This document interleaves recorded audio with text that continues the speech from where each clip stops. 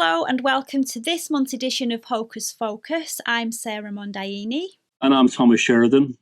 And tonight's episode is going to be jam-packed with more exciting content. And because Thomas and I love to bring you high-quality entertainment, we're introducing a brand new segment to the show this month. And it's because we appreciate your support and sticking with us as we've transitioned from the weekly to the monthly episodes. So we wanted to show our gratitude by giving you even more to look forward to with each new episode. Stay tuned for our exciting new edition, which will be coming up later in the show. And I hope you've all had a good month since we last all got together and that life's been treating you good. Hocus Focus is here to bring you some respite from the madness, and so we hope you'll find us a welcome oasis in this little corner of YouTube. And Thomas, how's life been treating you since we last got together last month? Mad busy, but in a good way. Stressful, but with a proper outcome. And that's basically been it. And cold for reasons I can't, because of global warming. Yeah, it is a bit cold, isn't it? Anyway, for our first topic, I want to discuss the folklore of the werewolf, where the term came from, the relationship with the moon and the human psyche, and some historical cases as well. So the idea of werewolves can be traced all the way back to Greek mythology and the tale of Lycaon, a king of Arcadia. And according to the myth, Lycaon was known for disrespect and cruelty. And as a defiant test of Zeus's knowledge, Lycaon fed the god a meal made from the flesh of his own son. And Zeus was outraged by this, and he punished him by transforming him into a wolf. And this myth led to the term lycanthropy, which comes from the Greek words Lykos, meaning wolf, and anthropos, meaning human. And at first, lycanthropy referred to the change of a person into a wolf, but now it's a name for a psychological condition where a person believes that they can transform into a wolf or another animal. And sufferers of it might experience hallucinations or delusions, believing that they've taken on the physical and behavioural characteristics of a wolf. Now, another medical condition is hypertrichosis, also known as werewolf syndrome. And that's when excessive hair starts to grow and it creates a wolf-like experience. Now, people who watch the UK sitcom Father Ted will probably remember the iconic episode in which Father Jack suffered from this and ended up doing a stint in St. Clabert's until it was cured. Anyway, there's plenty of folklore regarding werewolves, and they've been associated with witchcraft and the devil, and it was believed that people could morph into wolves by using enchanted belts, which were also called wolf girdles, and salves and ointments made from strange ingredients. And these objects were thought to possess the power to bring about this transformation, and they were believed to be given as part of a pact by the devil or other dark entities. And people also use salves or ointments made from poisonous or hallucinogenic plants, thinking that they could be applied to the skin to induce transformation.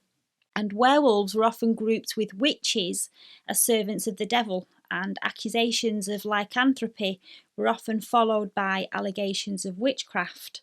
And trials of suspected werewolves usually involved confessions obtained through torture, during which the accused ended up confessing to entering into a pact with the devil and obtaining the ability to change into a wolf. Now, in some areas, it was believed that werewolves served witches as their familiars or helpers, and the association with the full moon most likely comes from the ancient beliefs in the moon's influence on human behaviour, known as the lunar effect, as well as its symbolic representation of change and duality, which are also kind of central to the werewolf legend.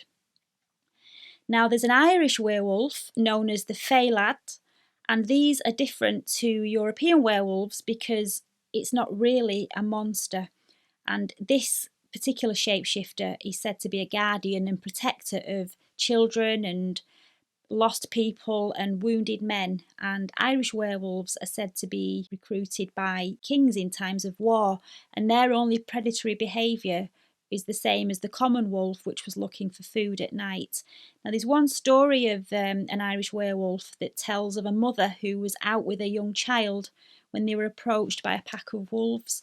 And the mother was terrified, but the wolves surrounded them and kept them safe until help arrived when the villagers came to rescue the mother and child. They found that the wolves had actually not harmed them and had even left a deer carcass for them to take away back to the village to eat.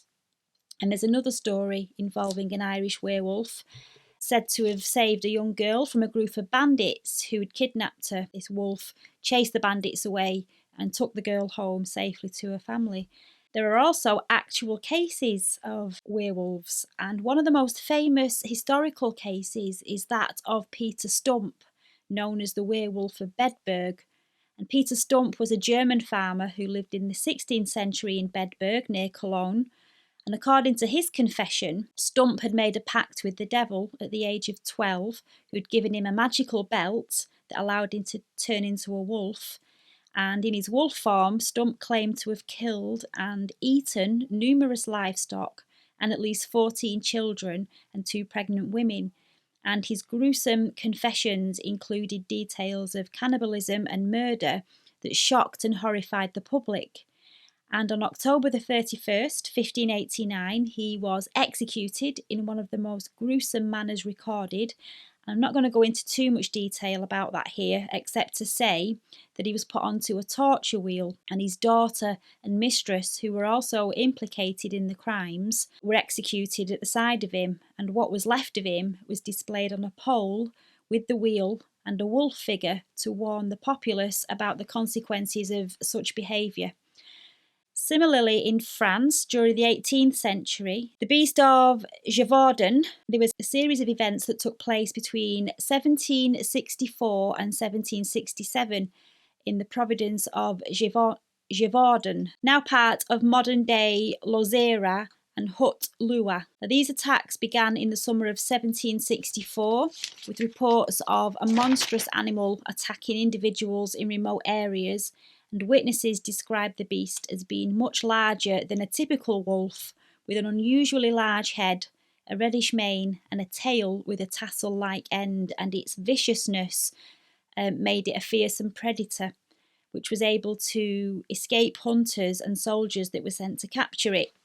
Now, the French government took the situation very seriously, and King Louis XV ordered a significant reward for the capture of this thing. Several professional hunters were commissioned to try and track it down, and among these people was Jean-Charles Marc Antoine and the king's own gun bearer. And the monster's elusiveness and the nature of the attacks led to widespread panic and fear throughout the village and mass hysteria.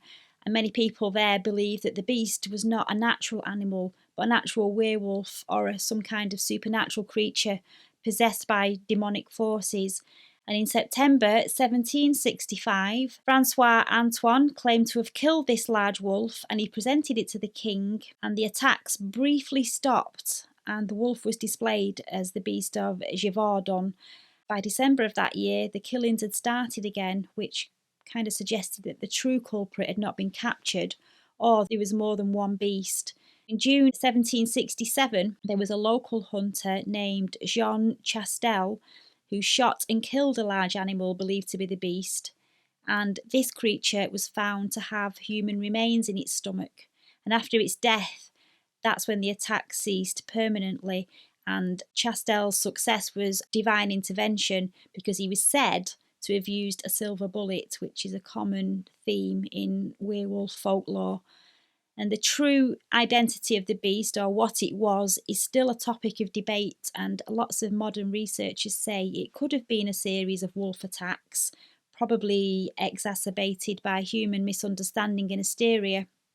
Moving on to film and popular culture.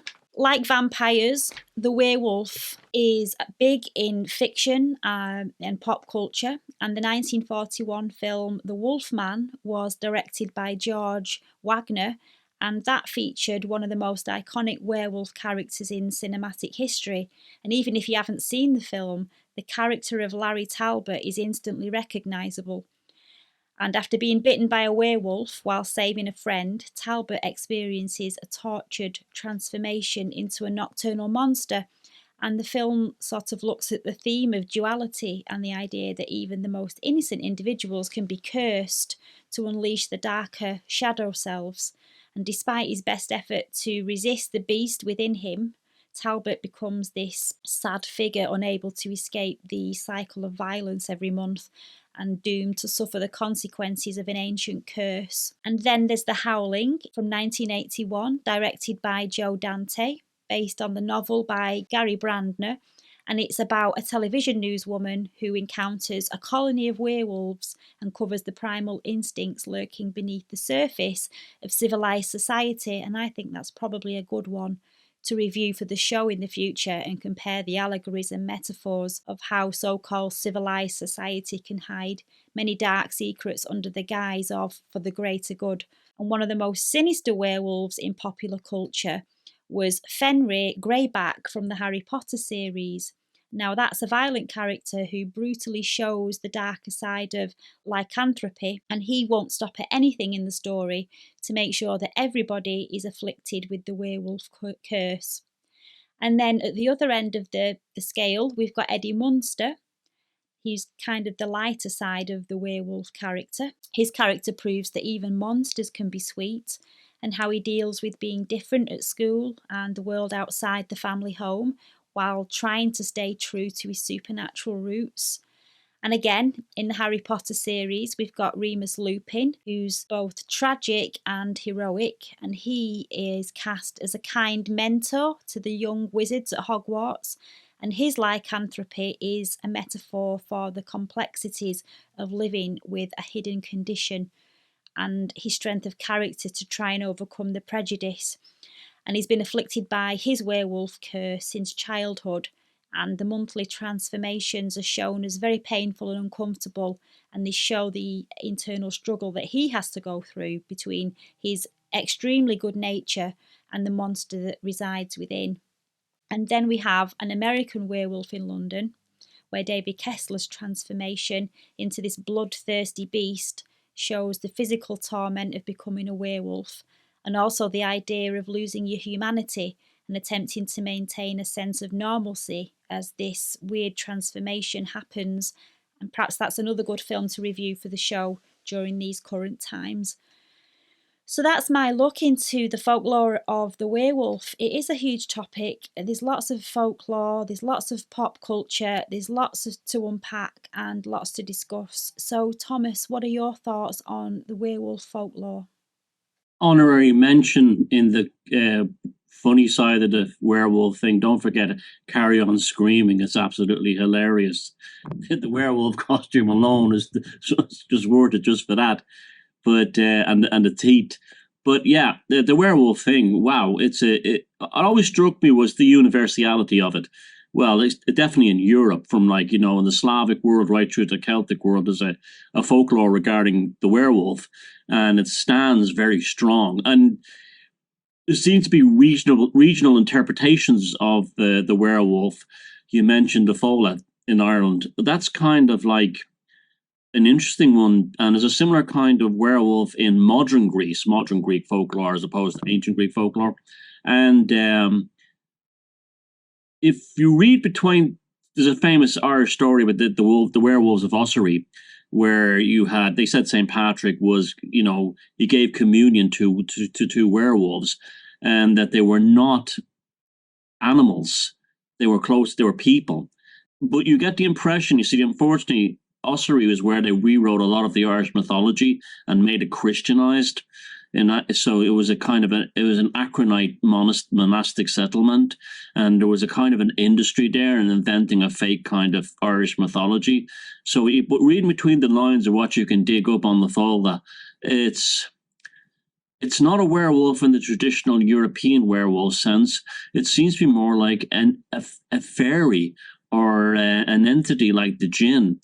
It seems to be not human, not werewolf, but it's a being that has the attributes of both werewolves and humans. And it's religious. It will attend communion, according to the Catholic thing now.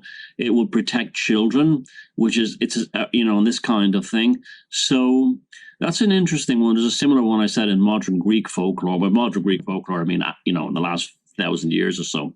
So the werewolf thing, it's tied in with so many things. There's a psychological element to it of lycanthropy, that it's a fear of human sexuality. This is the sense of the unbridled, testosterone of a man, and how a woman is not safe. Little Red Riding Hood is a classic example of that. And that's a classic example of the whole thing. Another one is the stories of Peter and the Wolf, the Russian fairy tale, and the concept of a fear of blood diseases and genetic disorders. That was an underlying theme in a lot of the subtext behind the Lon Chaney film, The Wolf Man, which is a stunning film, a stunning black and white film. And I agree, The Howling would be an ideal one for a future folk horror cinema, because it's a fantastic 1980s film in that regard.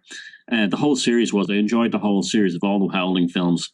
And so the werewolf has a psychological, folkloric, spiritual context, and also medical.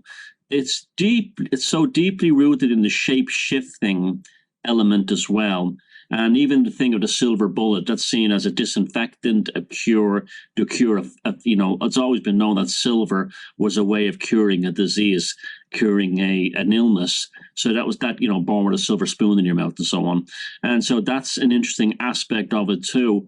I think the werewolf story will always it's one of those things that it's real, like vampires. There is a folk tradition of vampires, but we always associate the vampire story with the Dracula story written by Bram Stoker, which gives us a very kind of, the aristocratic element of it, of the royalty and all this kind of thing. And it's filled our head with lots of stereotypes regarding the Dracula and what the vampire is. That's been reflected in all the culture ever since. And that was really a product of English and Irish writers during the Gothic period, like Sheridan, Lafanu, and people like that. Now, the werewolf doesn't have that baggage because it really does come strongly out of folklore. And it comes from a time where wolves were far more common than they are now. Well, they actually are in mainland Europe. Wolves are coming back. Every single country in Europe now has wolves, including countries you wouldn't expect like Belgium and Denmark. They all have wolves. The only two that don't are Britain and Ireland. And that's a very interesting thing. Like, it's almost like I'm a firm believer that wolves should be reintroduced to Ireland, because this was the actual name for Ireland by the Romans was something like Wolf Island. It was like in the Latin, I know it was Hibernia, but later on it was like a nickname for it. There were so many wolves in Ireland. And your last wolf died and was wiped out in the Middle Ages. Our last wolves were killed in the just basically on the cusp of the Industrial Revolution. We still had wolves in Ireland up until nearly the 1800s. And the last one was killed down in County Waterford, I think. And for years afterwards, there was rumours of a wolf howling still being heard in the mountains. So the wolves, probably even lasted longer than that. And it's a very sad thing. I think the Irish have lost a lot of their soul in this land by not having the wolves. And so I think I'm one of the people who would say here, bring them back. Now, but because they are a folk spirit animal, and I think that's why our relationship with the wolf is quite different. The folklore of wolf was Romulus and Remus, two boys who were raised and suckled by a mother who was a wolf. So when you start adding all this stuff in together, you really start to understand that the Wolfman thing is a hell of a lot bigger than shape-shifting guys in Central Europe becoming wolves under the full moon. It goes into and also, whenever a folkloric thing is associated with the full moon, that's usually a throwback to paganism. It has a pagan origin. A lot of Christian stories of, say, things they tried to change about paganism, they always made it with the full moon. The reason for that was the pagan calendar was 13 lunar months rather than 12 solar months of the Christian calendar. So it's a massive subject, but it really gets, the more you look at it, the more deeper it gets into so many things that wolves are as much part of European folklore and cultural and archaic cultural thinking as say dragons are within the Chinese. But it's interesting that I find it interesting that in a period where we're being told so much about toxic masculinity, that wolves are starting to grow and spread all over Europe and the Western world. And it's not just in Europe, in North America, states that had lost their wolves or the wolves have been reduced, like New York State and so on. The wolves are coming back. So I find that interesting. There's a psycho-spiritual connection between manliness and the wolf. There seems to be, like, in the same way that women are associated with cats, a woman is often associated with the cat as a kind of a spirit animal of the female self, the female, state. The wolf is the man. And so maybe there's something to that. Maybe there is, yeah, I think that's an interesting theory. I think it's definitely worth exploring. Yeah. It's always portrayed as being very vicious, but then just before it's killed, it always looks very sad. You feel sorry for it, and I think that is kind of reflecting the human side inside, that it knows what it's doing is wrong. Well, the character in American Werewolf in London, he was just a kind of a geeky American guy. He wasn't like anything one way or another, and but he was very gentle and kind, and he was tamed at the end by the nurse played by Jenny Agutter. She tamed him at the end, where he was killing everyone else. The scene in that film I'll always remember was the scene where poor guy is going up the steps in the underground in London, and the wolf just appears at the bottom of the steps. And I think it's the first time you really see it properly in the film. And Landis, the guy who made the film, who also directed the Thriller video, I think, for Michael Jackson. That was what made that wolf so amazing. It was so different. It wasn't just a fellow wearing, a stick-on fur and a pair of fangs. It was a beast. It was almost demonic looking, and it really showed the terror of that archetype. Also, the way it came from like the wilds of the moors of Yorkshire and into the city of London, showing that like even though you don't live out there on the moors in the middle of nowhere, you are still if it comes into town, you'll just as much be a victim. I'm wondering, is that where the legends of the Barghest comes from? Is that from the folklore of the werewolf? I'd say it's probably definitely related to the wolf folklore of the werewolf, just like in Ireland, the wolfhounds and there's a lot of cryptids around dogs. Cuchulainn. Cuchulainn slayed the hound of Cullen. Who was the Irish word for hound? What was that really? So it shows up in a lot of folklore. Oh yeah, I wouldn't be surprised. Yeah, well, England had wolves as well, so they would have been places like the north of England, like before the Industrial Revolution. Places like Yorkshire and Lancashire might as well have been on the moon. They were as remote and distant and unpopulated and wild as, say, like the west coast of Ireland or the Highlands of Scotland. So yeah, it probably comes from that. Absolutely, a folk memory. So that's our brief presentation on the folklore of the werewolf. If there's any particular aspect of the subject that interests you, such as the Barghest or the archetype of the werewolf, or any stories, Irish folklore of the werewolf, put them in the comments and let us know, and we'll be happy to take a deeper dive of this fascinating subject. And also urban werewolf stories. If you have anything like that, I always remember the Whitley Strieber book, uh, Wolfen, with wolves living wild in the South Bronx in New York, and anything like that. Stories about that. Let us know.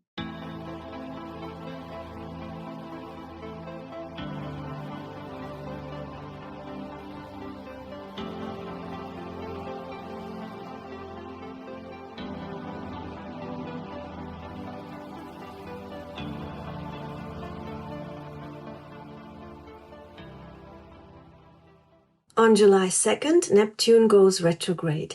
This planet represents illusions, deception, manipulation, and in retrograde, the opposite. So disillusionment and realizing where you may have been wrong or where you may have been fooling yourself. It's basically an opportunity to revise a previous point of view that might have become obsolete. And it could involve reality checks or just simply waking up from a state of mind where you've been fooling yourself. Neptune is a generational planet and therefore affects global consciousness, maybe even more so than the personal level. And we might see a tendency to look behind the veil more in general, with previously successful tactics of disseminating information, for instance, no longer being accepted, and perhaps a general attitude of greater mistrust, and maybe something will come to light that wasn't as obvious before. Also on July 2nd, Mercury enters Leo. Mercury governs our minds and the way we compute and communicate information, and it rules the mutable earth sign Virgo as well as the mutable air sign Gemini. In Leo, Mercury's quick-witted and adaptable qualities become more concentrated on enhancing our strength, confidence, self-expression, and even glamour.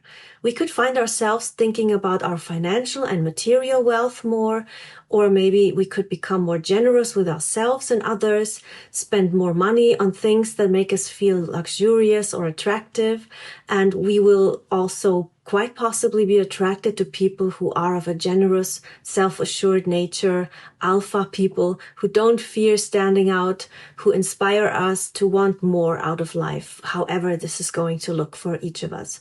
Leo is anything but happy with small-mindedness and anything but mediocre. One of the most beautiful qualities of Leo that usually gets overlooked by the pop astrology interpretations is honesty, honor, and also a deep desire to not only be a leader, but to bring joy to others. Therefore, Mercury in Leo can help us feel more positive and brave when it comes to pursuing our goals and to communicating our needs. We need approval and can feel hurt when we are ignored, but we can also become more attracted to the type of person that has a greater intellectual scope and doesn't need to put us down in order to feel better about themselves. The negative side of Leo is an undeveloped ego that remains at the somewhat narcissistic show-off level or acts in an arrogant way. Especially when Mercury is exactly opposite Pluto in Aquarius, there could be a temporary butting of heads, or globally maybe another round of political grandstanding and saber-rattling, and it can be seen as a call to be cautious and to not fall for grandiose posturing, as well as putting your money where your mouth is. The Sun, Leo's ruler, is still in super sensitive Cancer, so feelings and egos might get a bit bruised. Health-wise, Mercury rules the nervous system and stimulates whatever the sign that it's placed in rules. In this case, Leo, governing the head, but also the spinal cord and the back. Neural pain or even malfunctions of nerves can occur for people who have predispositions. On July 11th, Venus, the planet representing money and love and pleasure, enters Leo. As the embodiment of the goddess of love, this planet's main focus is, of course, on the amorous affairs of the heart, as well as pleasure and the sweetness of life, but also money. During this transit, we might think of spending money on luxurious stuff more than usual, or seek pleasure that we would otherwise maybe not allow ourselves, which can express itself very differently for everyone individually, and our courage to stand out could also increase overall.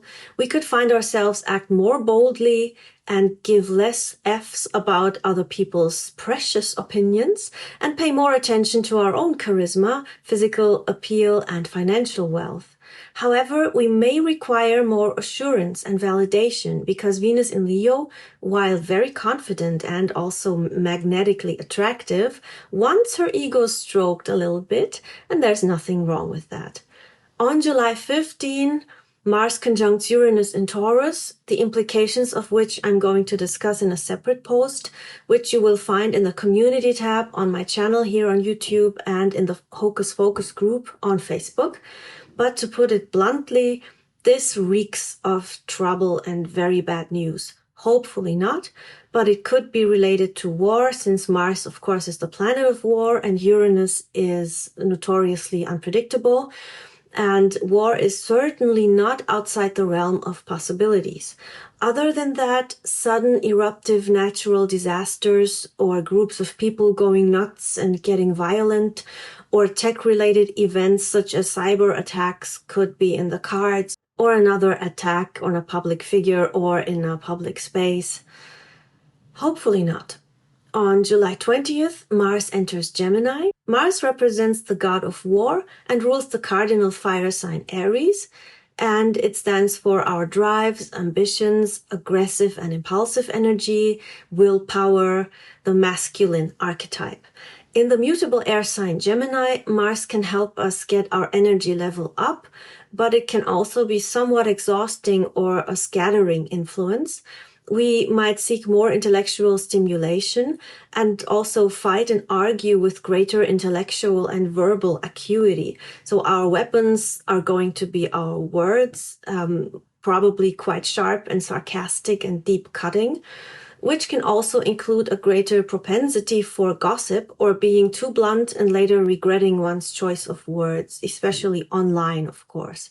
Mars is impulsive after all, so this can be an amazing creative influence on the positive side, making us quite adaptable to and even eager for more fast-paced action and most of all, intellectual, stimulating inspiration and conversations.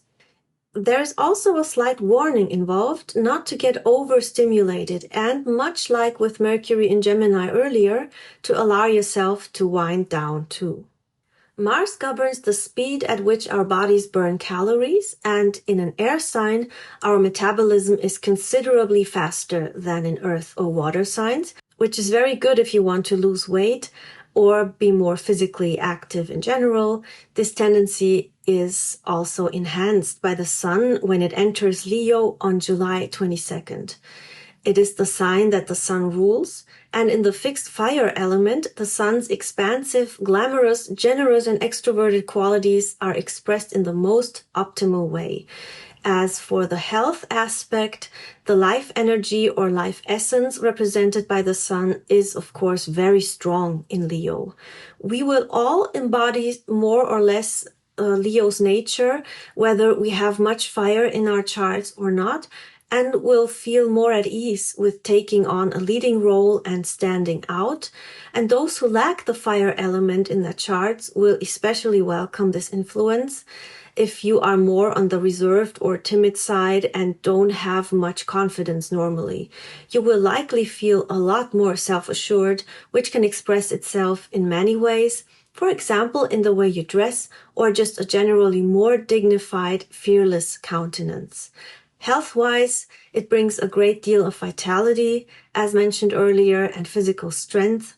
But this powerful fire can lead to physical exhaustion and especially dehydration unless you manage your energies properly. On July 25th, Mercury enters Virgo, the mutable earth sign that is ruled by Mercury. This influence brings a lot of inner mental clarity, like laser-like focusing your mind on something, researching in depth and figuring things out with a meticulous attention to detail.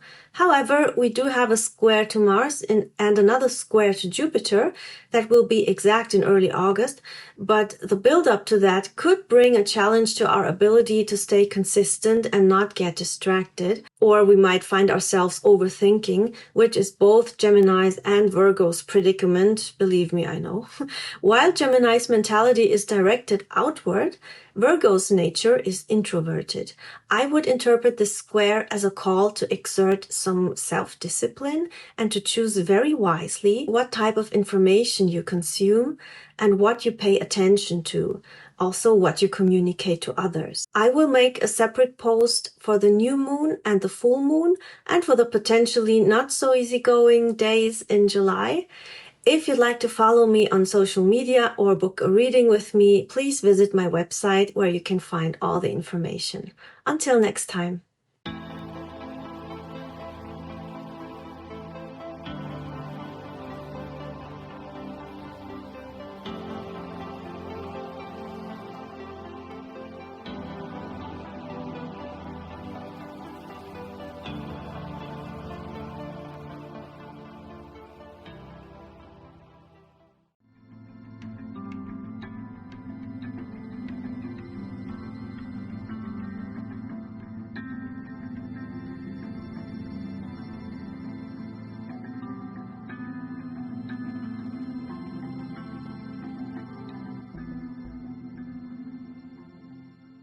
For this month's folk horror cinema, we are reviewing the 1981 independent and low-budget supernatural horror film The Evil Dead, written and directed by Sam Raimi. And the film stars Bruce Campbell, Ellen Sandweiss, Richard DeManico, Betsy Barker and Teresa Tilley, and it follows 5 college students who decide to spend a weekend in a remote cabin in the Tennessee woods.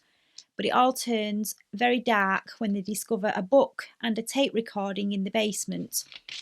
The book is called the Naturom Dimonto, or the Book of the Dead, which contains ancient Sumerian incantations, and despite warnings, the group plays the recording and unleashes demonic forces, and one by one, the friends are possessed by malevolent spirits, turning into deadites. And as the night goes on, Ash, the main protagonist, is forced to survive and just try and stay alive, really, against all his possessed friends and the evil spirits that are controlling them. A quick overview of the film. What can I say, really? It's a splatter movie and it's a roller coaster ride. There's nothing gentle about this film. It's only 90 minutes long and things start happening almost the moment that they arrive, and they don't stop all the way through till the end of the film. I sat there and watched in disbelief with my mouth open at some of the things that I was seeing. It's a very visceral film. There was loads of warnings to this group of kids that they needed to get out before that they unleashed these forces. And one of the characters, Cheryl, started to draw strange sketches. The bridge to the cabin broke. That was a dead giveaway. The state of the cabin when they arrived, you wouldn't have wanted to stay there. And the swinging porch bench that was swinging when they arrived, nobody on it, and it stopped when they parked up in the car. I mean, if that didn't make you want to go home, I don't know. But the ultimate warning came from the tape recording of the Professor Noby, who was there in the past. And he said on the tape recording about the danger of these incantations. And despite all these warnings, they stay until it's too late for them to leave. And it just goes from bad to worse. There's a big grandfather clock there and the clock stops. It was when the clock stopped that things started. At the time, it didn't start up again until the following morning when the sun came up. And I wondered when I saw that if that was significant. Could it be that these entities control time, or whether the cabin was part of the entity's abyss and time didn't really exist?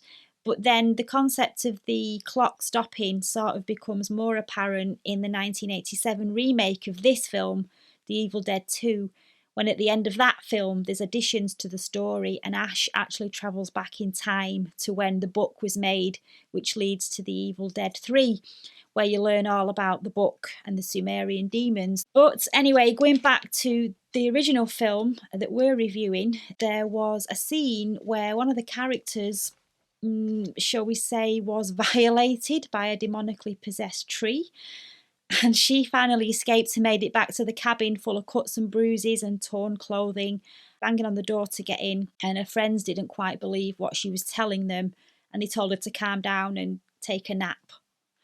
And as each one becomes demonically possessed, the girls there, who are obviously quite hysterical, just seem to be told to take a nap. And there's one part where it's all kicking off in the living room and one of the girls is actually in the bedroom sleeping through it because, you know, why not take a nap while life's going on in the other room and things will never be the same again. So there was a bit of humour in there as well, and it is a very intense film, and it does have some funny moments, some cheesy moments, especially, I mean, it made me laugh, probably shouldn't laugh, but when one of the characters, Linda, was possessed and she sits there like this evil possessed doll, just cackling non-stop while 2 of the others are trying to speak, and Ash just keeps telling her, it became like a catchphrase to just shut up, Linda, shut up, which made me laugh. And it's really not suitable for the faint-hearted or those who are easily triggered, and you'll probably want to wash your eyeballs afterwards. I'm going to give it an 8 out of 10. It was gory but entertaining, and it's definitely an acquired taste, but I did like the concept of it, and it was very Lovecraftian with the Book of the Dead based on Lovecraft's Necronomicon, the secluded cabin in the woods, the isolated environments. You just know the horrors are about to unfold. The invocation of ancient malevolent forces, also very Lovecraftian. Also the group's sort of initial arrogance and disregard for local folklore. The consequences of ignoring or disrespecting all the warnings on the tape recording, all typical of a cosmic horror genre. And I also, before I forget, I did like the stop motion sequences at the end of the film as we watch the bodies of the possessed dissolve into nothing. That was really something to watch, and the amount of effort that must have gone into filming and editing those stop motion scenes is really worthy of a mention and worthy of praise. And it also showed Sam Raimi's resourcefulness and creativity in achieving a visceral horror like this on the limited budget that he had. And I've got some talking points and a bit of trivia about the movie, but I'll save that for after Thomas has given his review on the film. I wouldn't even know how to rate this film because it's so unusual. And for decades now, it has had this effect on me. I absolutely love it. I think it's a fantastic film, but I wouldn't even know what to begin with, except I would easily give Bruce Campbell 10 out of 10. He was outstanding. And the casting otherwise was quite poor, but he stood out like a mile. Sam Raimi found the star when he found him. And he's such an unusual looking guy. He's handsome but strange. He looks like a caricature of a human being. He reminds me of a cross between the dad from American Dad and Powdered Toast Man from Ren and Stimpy. There's a throwback for you. And oh gosh, the film. I can remember I was still in school when the film came out, so it was over 18s in Ireland, and the censor had cut out the scene where the girl had been by the tree. It was very controversial. The film was released over 18s. It was an X certificate in Ireland, and that scene was cut out. However, we all had VCRs then, or we were starting to all get them. And so what we called, remember the video nasties, the DVDs that were circulating? So in the school that I was in our neighborhood, for some reason, we all managed to get our hands on the full uncensored DVD that weekend. And I can always remember in school the following day, the girls had exactly the same reaction that you had. They were often like, some of them were quite frightened by it. They were like, "Oh my god, I wish I never watched that. It was really scary." And but all the fellows were like, were you not howling, laughing through it?" And it's you just said I shouldn't laugh at the scenes. They're absolutely hilarious. It's some of the action scenes are a cross between the Three Stooges and Bottom, and somehow it works in Bottoms, and somehow it works in the concept of a horror film.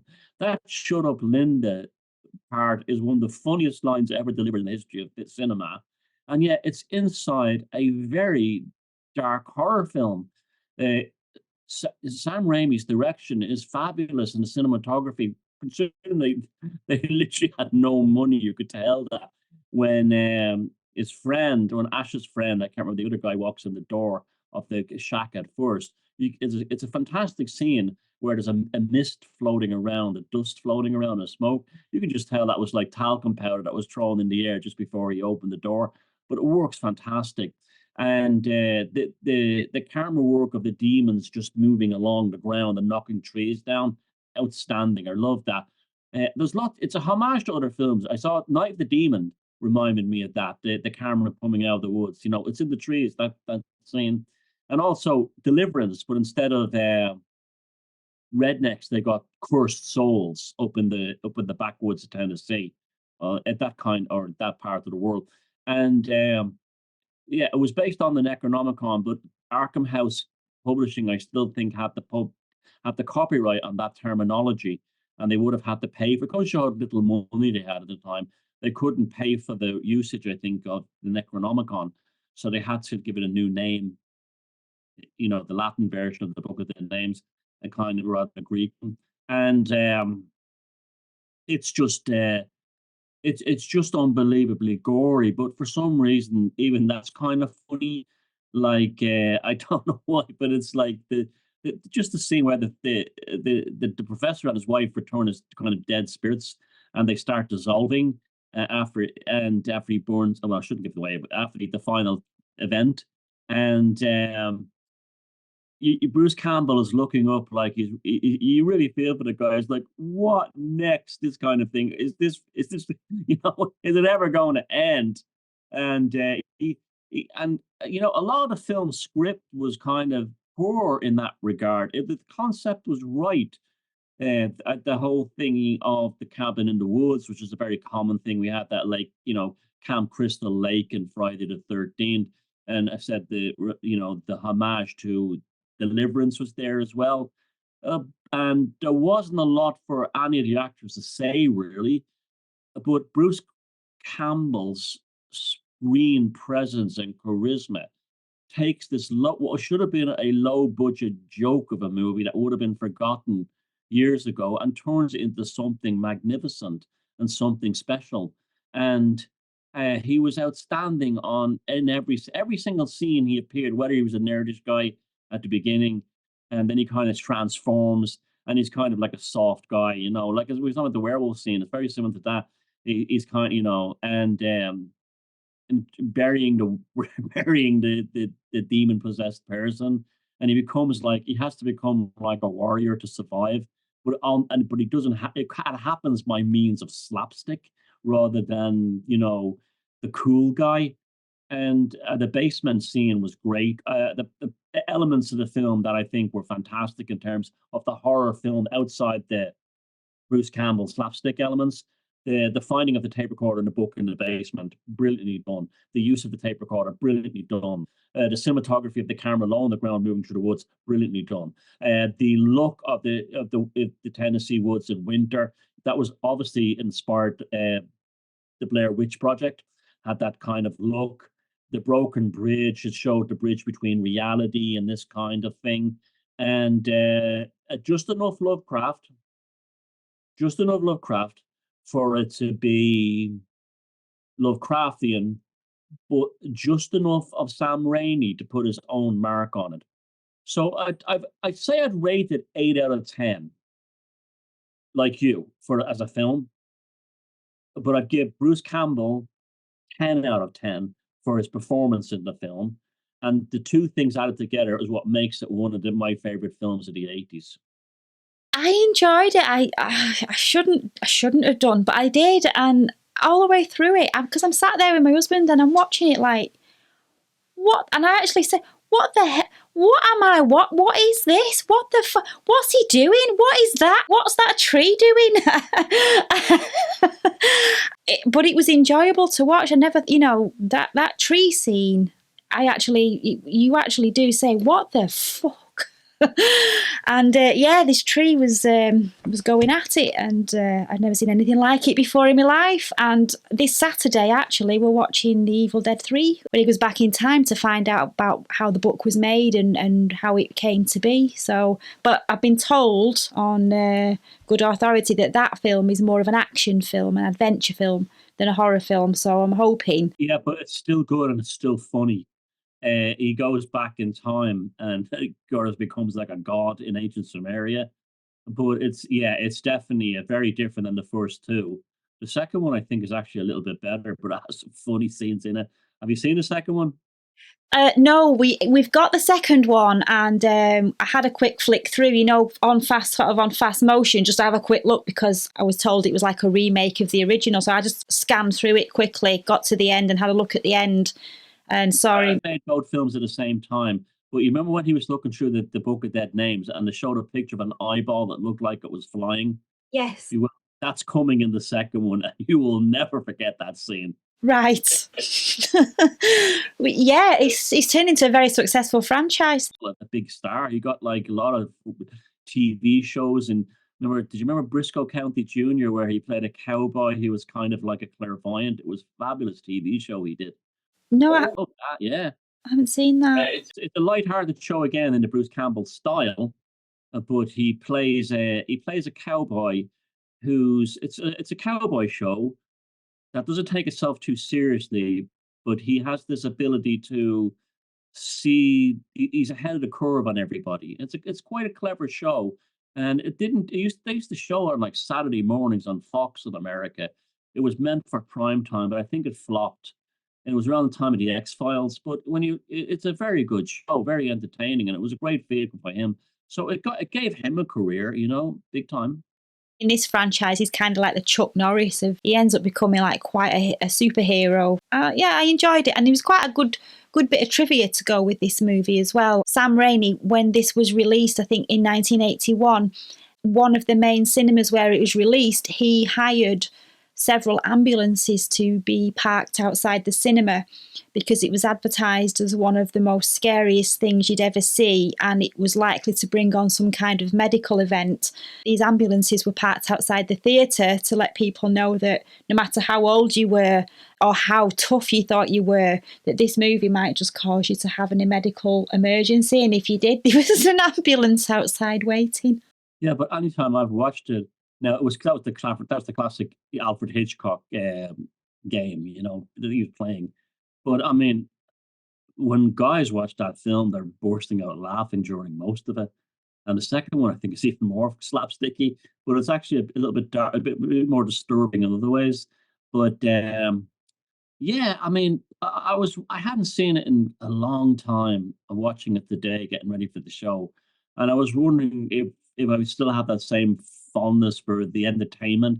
That's the word you would use for the Evil Dead. It's a very entertaining film in the full meaning of the word. You're scared, you're disgusted, you're shocked, you're horrified, you're pissing yourself laughing.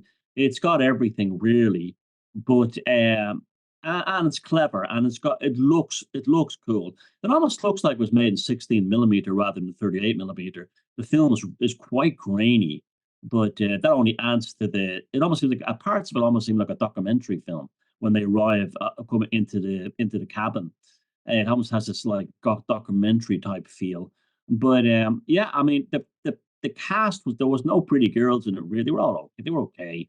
But I mean, they weren't like that's what made it refreshing. They were regular American girls rather than Hollywood like babes, this kind of thing. So that was kind of what made that kind of refreshing. And there was I love films where the demon or the entity or the monster is the camera's eyes, and that was done so well in this. Also, the sound effects. Holy God, when what's her name's in the basement and those sounds coming out of it, the cackling. But not only that, some one of them. There was a fly trapped inside a jam jar with a microphone in. It sounded like that, and there was some interesting synthesizer stuff as well. It wasn't like John Carpenter, but it was a very much early 80s film and using, a mini Moog synthesizer and that kind of thing. Yeah, I mean, it's got so much going for it. I'm not surprised it has a cult following, and there was all kinds of conventions around the thing, and people have loved it and loved the whole element of it because it's that's the word I would use. It's totally entertaining. And I don't know if you knew, Thomas, but when they were driving up in the yellow car, that was actually Sam Raimi's car. I forget the make of it, but it was a It classic looked it car. looked like it looked like a Dodge in the banana color. He probably that shows he had no money. They didn't have any money. He was driving around in a banger. Well, he put it in the film as a cameo, and it's actually in quite a lot of his films. So it always has a cameo appearance, this car now. And Bruce Campbell, who I believe was good friends with Raimi, I think they went to college together. He said, or he made a joke, that Raimi put this car in the Evil Dead film because he lost his virginity in the back seat of it, and it was just in there for a joke. But it's actually because the car had a lot of good memories for him from college. And so he put it in the Evil Dead because it was his car. And after it appeared in that film, his career exploded. So he decided to use the car again as a totem in some of the other movies for good luck, and also to give the fans something to spot because it's not always obvious to see. So now when people watch his movies, it's spot the yellow car. Where is it? Because sometimes it's just a fleeting glance and it's gone. Yeah, and there's another thing that I've often intrigued me about, although it seems to be the origin story of the demons, that they emerge from a bog. That at the very beginning of the film, the camera emerges from a bog, and the bog doesn't play any other part in the rest of the film. And so it's almost like the things came out of the bog nearby, as if they were living in the bog. And that you have that in like Irish folklore, and that would be what my second topic tonight is going to be about in that part of the world. That was the Appalachians too in Tennessee, and The bog thing was very tantalizing at the beginning, but it was almost like, well, if you know your folklore, you know what I'm getting at here, and if you know your Lovecraft, you know what I'm getting at here. It emerges from the waters, it emerges from the subconscious, it emerges from the shadow, it emerges from the darkness, so, because it played no other part in the rest of the movie. But it was an excellent film, though. Oh, is that the first time you've seen it? Yes. I bet the second time you see it, you'll actually like it a lot more. I mean, you will get. I think the first time you see that film, you're saying, "What was Sam Raimi really getting at here? Is it a horror film? Is it a comedy film?" But the second time you watch it, it's like he invented a genre all of his own. Yeah, it left me speechless actually because I didn't think I would. I remember it at the time when it was out. I remember all the kids talking about it at school. The older kids trying to get a copy of a video, a pirate VHS version of it. Have you seen it? And but I never saw it because it was like what we call a video nasty back then, and I was only I think 9 or 10 when that first came out. But I do remember all the hype around it. That was the first time I'd actually sit and watch the whole thing. Yeah, I was in my final year in secondary school when that came out, and on the DVDs flooded the place.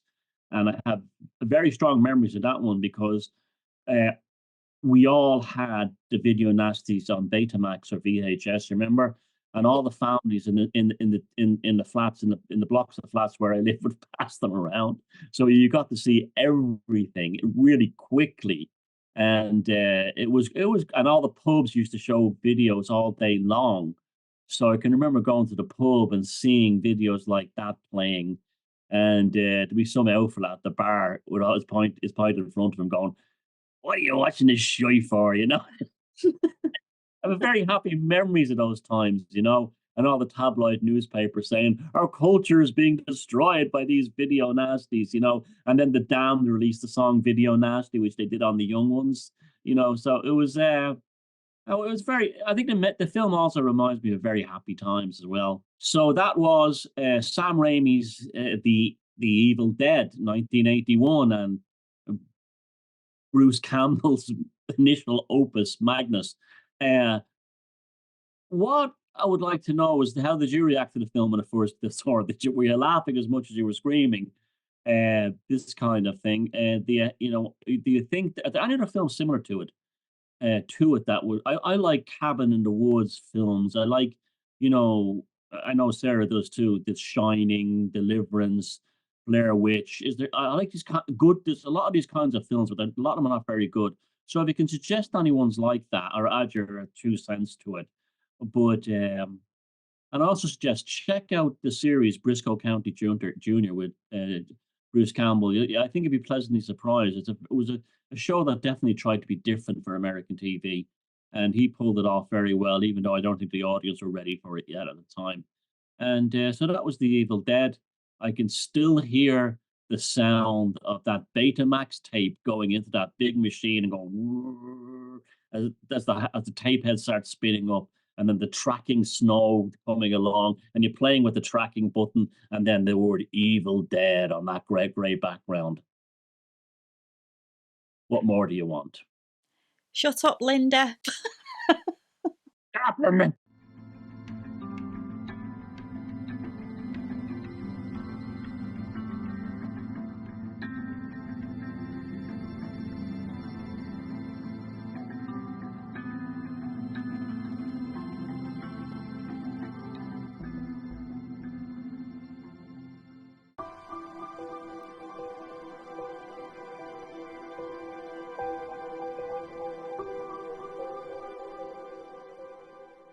As this section has repeatedly reminded us, it's important to cleanse our minds and spirits from the constant barrage of news, social media updates, and everyday stresses. And for me, one very enjoyable, effective method to achieve this mental clarity is reading fictional stories. I've been doing this a lot over the last few months, even if it's just a chapter a night or an audiobook in the background while I do other things. Non-fiction reading enriches our knowledge and keeps us informed, and the majority of my books are non-fiction and reference books. But just becoming lost in a novel brings a different type of relaxation that non-fiction can't quite achieve. And when we enter a fictional world, we temporarily leave behind our own realities and enter a place of imagination and creativity and a little bit of temporary escapism from reading fiction. It allows us to actively daydream, and we follow the characters on their journeys and we visualise their worlds and empathise with the struggles and celebrate the victories.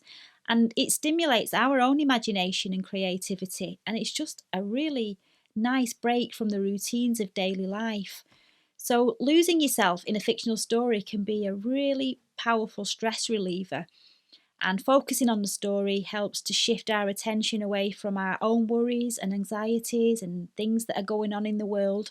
So consider setting aside a dedicated time each day or week to indulge in this simple pleasure of reading fiction and create a cosy and comfortable space which is free from distractions, and just allow yourself a bit of time to escape into the world of a story, whether it's a fantasy or a mystery or one of my favourites, a historical saga or even a romance.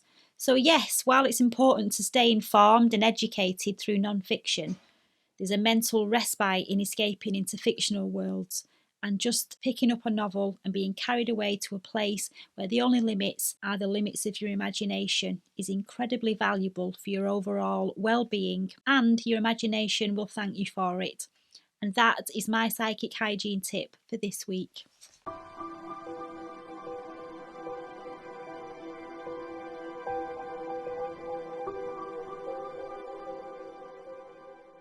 I couldn't agree more, and I do it every night myself.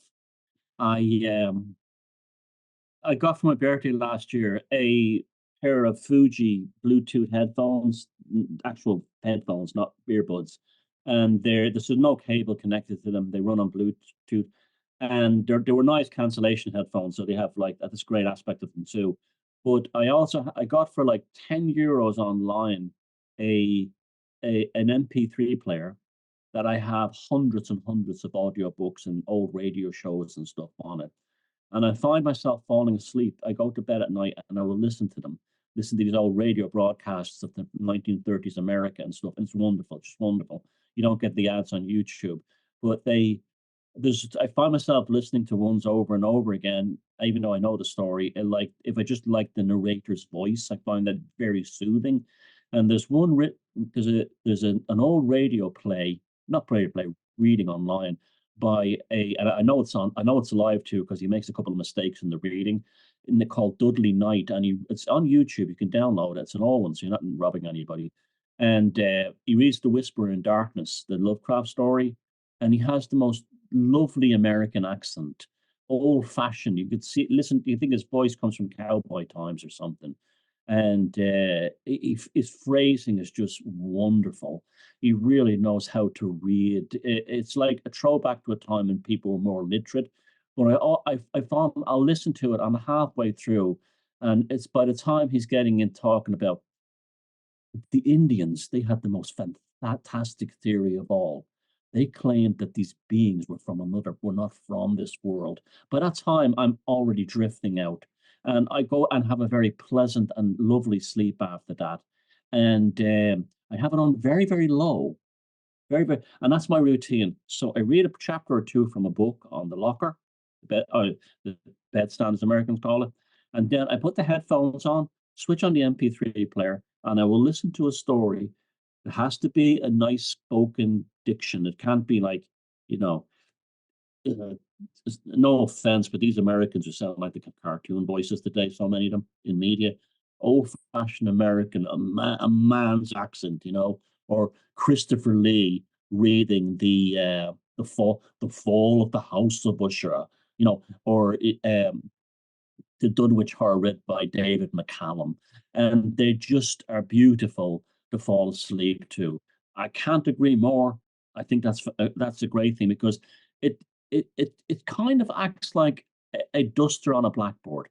It wipes away the shite of the day, and then puts you in a kind of a blank space, and then you drift off into your nocturnal slumbers, listening to a lovely story with a nice speaking voice. Yeah, and it's very therapeutic.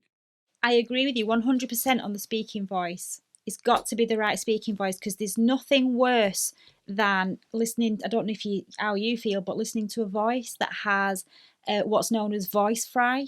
Vocal fry, yeah. Vocal fry. Oh, or Americans who talk like this. Let's get spooky, like a grown man who talks like he talks like something from Ren and Stimpy, And no, like they're actually manly compared to that, but they did kind of cartoon voices, and it's like I might be listening, and it's like, how did you get a job?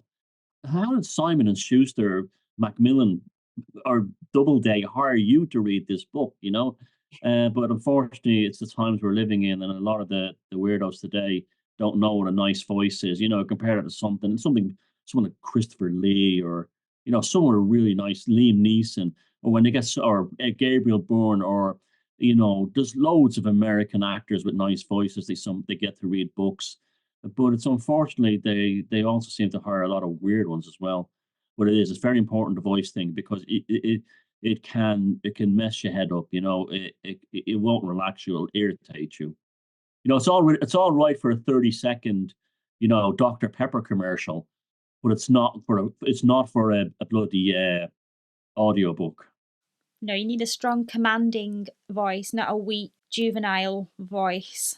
And with sincere inflections, like that guy Dudley Knight reading The Whisper in Darkness, when he goes off into those kind of anecdotal tangents that a lot of Lovecraft stories do, talking about how a certain people arrived in this area due to some governor's settlement program. He reads it like he's reading the news, and then he goes back into the story. Mm-hmm. It's a masterclass in how to do an audiobook. Some acting, and he understands the diction in the novel, and he does it like a sine wave, and he knows when to switch into the story, switch out of the story. And on top of that, he has a lovely old-fashioned American accent.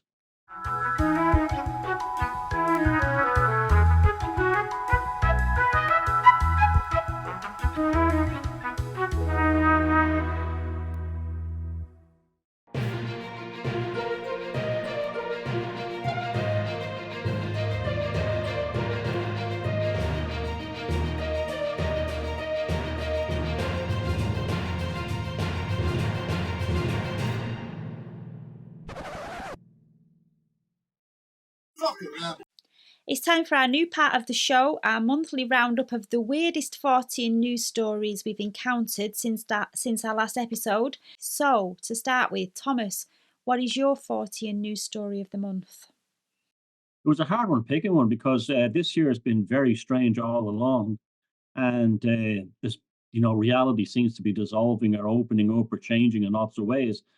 But the one that I want to talk about is one that news agencies, mainstream media news agencies all around the world, have been referring to as a very common condition which nobody heard of since before, or even, well, it certainly wasn't common before 2021, and it's called demon face syndrome.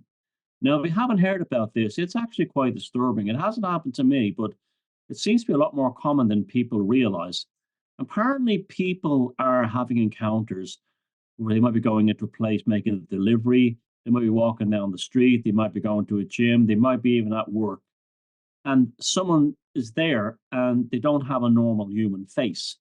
They have what looks like a demon face, as they would be classically drawn in classical art or even Islamic art, which I find kind of interesting. They look very similar to the jinn type drawings that are portrayed in Islamic art.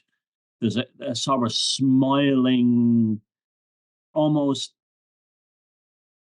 apish look about them. They're similar to gargoyles you might see around old churches from the Middle Ages. There's a smirking nature to them, and a superficial glibness. Now, we're told, and there is a medical definition for this, and I can't for the life of me pronounce it, but I'll just use the term demon face syndrome. And the media is suddenly all reporting it out of the blue. It reminds me of in the early days of the Rona, where they were suddenly interested in their dreaming. And they were telling us all, if you're having really intense dreams, don't worry about it. It's normal. And I was like, no, it's not. And what are you interested in our dreams anyway for? Well, the same people seem to be now interested in this demon face syndrome, whatever this thing is. Now, it seems to have other components connected to it, that people who claim to have seen it, and there's quite a few testimonies on the internet, they are left genuinely rattled by the experience. You can definitely see that. And many of them are, they're very upset by it. But there seems to be other components, and people have said it's happened mostly, or there's been an upswing of it since the big eclipse in America. People are seeing strange skies. The sky doesn't, they'll say that the sky doesn't look right to them. Now, they don't go into specifics about what actually is wrong with the sky. They don't, they don't say, "Oh, the clouds are strange," or the blue is strange. But we've all been talking about this in the Fortean circles for a long time now, that the sun and light has changed dramatically since the 1980s, especially and the 1990s, but especially since the 1990s, 80s. The sun was an orange yellow ball, and now it's a cold blue ball. And we have these effects of and these strange objects that people are seeing in the sky. So, what is it? They're trying to make out it's some kind of psychological brain disorder. You don't have brain disorders coming out of the blue all at once unless something triggered them. Now, the obvious thing is it started in upswing in 2021. We all know what happened in 2021. Human DNA was changed by the powers that be all over the world using the needlecraft and the boy I say boy and the foghorn leghorn. Now, is this changing people's nervous system where they're perceiving things different? I would love to see a proper study between who has been needlecrafted and who hasn't, and who's seeing what and who isn't seeing what, and to determine if that's a factor in it. But I'm also intrigued by this whole thing that the sky is not right. There's something wrong with the sky. They often say this at the same time, too. These people are clearly sane, grounded, healthy, normal individuals who are having these experiences that are definitely rattling them. You could go to the very esoteric things. Okay, let's start with the possibilities. I'll go through three of them, right, Sarah? The first one, we can discuss this. This is caused by the needlecraft. It's done something and it's opened up a portal that's allowed people to either detect a certain entity living in people, and or else it's the entity and the person brought to the forward by the needlecraft, and unneedlecrafted people can see it. Two, it's some kind of demonic invasion brought about by changes in reality, changes in the subatomic structure of reality, maybe caused from everything from, again, needlecraft to changes in the sun to maybe even CERN and the Hadron Particle Collider. And thirdly, we're under a demonic invasion. And it started out with lights in the sky, the UAPs, which they suddenly admitted. And the next thing we know, we have people who look like demons. And it seems to tie in with a lot of folklore regarding the jinn and stuff like that. And I don't discount that as being a legacy of the Gulf Wars either. These things coming in and finally manifesting on the surface. It could be a factor of all three. But whatever it is, not only is this story has blown my mind since it broke, but I think it's one that's going to be here for to stay, and it's only going to get more interesting. So that's my news flash this week, and please let me know what you think. Demon face syndrome. My Fortean story of the month is about Loch Ness, where a recent surface watch has uncovered some new evidence of something in the water. And I found this news story online recently, and on Saturday, June the 1st, dozens of volunteers, which were all brought together by a man called Alan McKenna of Loch Ness Exploration, they set up various positions around banks of the Loch Ness to just sit and watch any unusual activities through a webcam. There were 14 carefully selected observation points, and they were joined by volunteer watchers who accessed live streaming webcams across the world.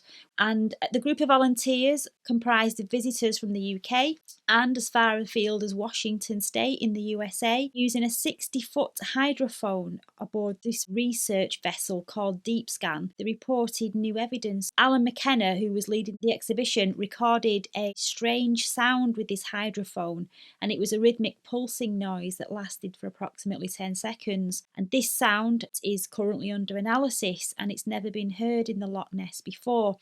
And McKenna is working to isolate this noise from other noises in the water. This is the second consecutive year that such an event has been held. It took place last time from August the 26th to the 27th, and it included over 100 volunteers.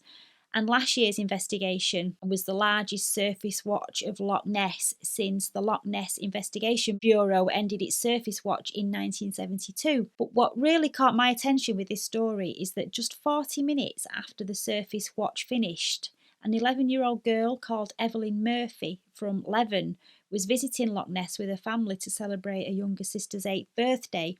And Evelyn described seeing a strange break in the water, was said to be caused by an unidentified object or creature. Now that grabbed my attention because children are often more susceptible to perceiving spiritual entities, and Evelyn's experience made me think about other sightings such as the Sandown Clown incident on the Isle of Wight in 1973 and the Wollerton Gnomes sighting in Nottinghamshire in 1979, where both cases children reported encountering strange otherworldly beings. And it made me wonder if perhaps Nessie decided it was comfortable around the child and wanted to show itself to her rather than to a group of researchers.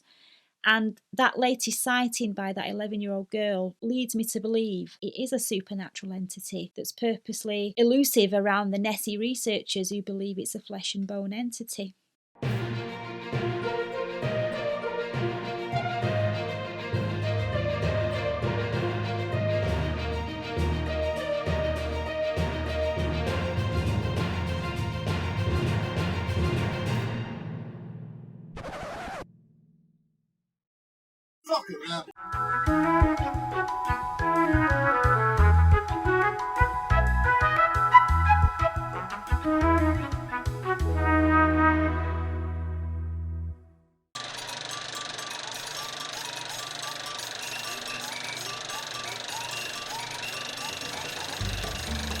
In today's fast-moving world of telex machines, typewriters, four-engine aircraft taking us through all parts of the empire, no prospective chap or filly must be seen without Hocus Pocus apparel.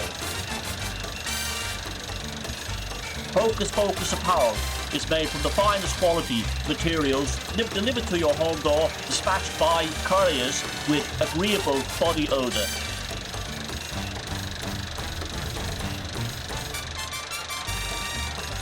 You office managers, pull one of those fillies in the typing department.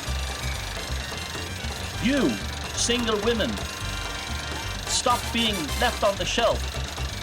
There are no wallflowers in Hocus Pocus apparel.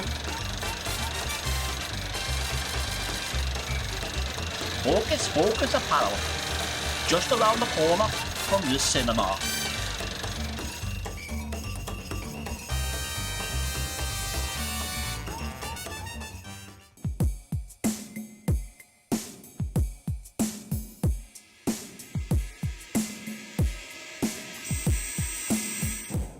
Well, hello and welcome to the Psychic Weather. I'm here on Hocus Pocus for July 2024. Now, we're in that strange period kind of following the psychic storm. For nearly 2 months now, we've had literally non-stop Renfielding all around us. It's particularly in the last 2 weeks towards the end of June. It has been incredible, really over the top. We still haven't fully figured out what was causing this Renfielding. It could have been happening something behind the scenes among the globalists or even in the cosmos that's affecting it.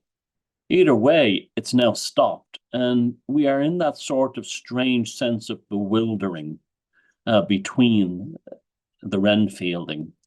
Now, I find this period quite helpful. It tends to be good for creativity, because you're outside the noise and distortion caused by the Renfielding. You're generally less relaxed when the Renfields are hyper active. And when they've calmed down, you generally find you are more relaxed and you're actually able to do things and get by and work better and have your day easier. So this is a lull. Now, it's very easy to invoke the cliche that this is a lull before the storm. I don't know about that. I think sometimes these lulls can be for a long while. It's almost like the parasitic force that's feeding upon humanity builds them up for a while, feeds off their energy, and then remains dormant because it's satisfied. Think of a lion in the Kalahari in Africa after eating a gazelle and, sitting there digesting, or something more appropriate would be a constrictor like a boa or a python after eating an animal and then sits there digesting it and will show no interest in food for a while because it slowly extracts the nutrients from the prey.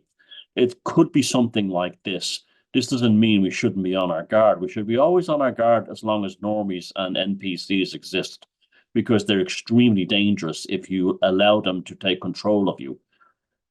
Because they have no free will, they will do anything to make sure you have no free will either. So my attitude towards these periods is lay low, create and do things. And don't be necessarily caught up in the concept that this is the calm before the storm and something big is coming. Maybe it is, usually it isn't. But Renfielding will return at some point, hopefully not as bad as it was for the last couple of months. But the psychic weather for, say, people like us, people in the tribes, seems to be like reflection, contemplation, and creating things, getting new things done. For the normies and the NPCs, it's just bewilderment and walking around in a daze like the zombies that they normally default to. And that's the psychic weather for July 2024.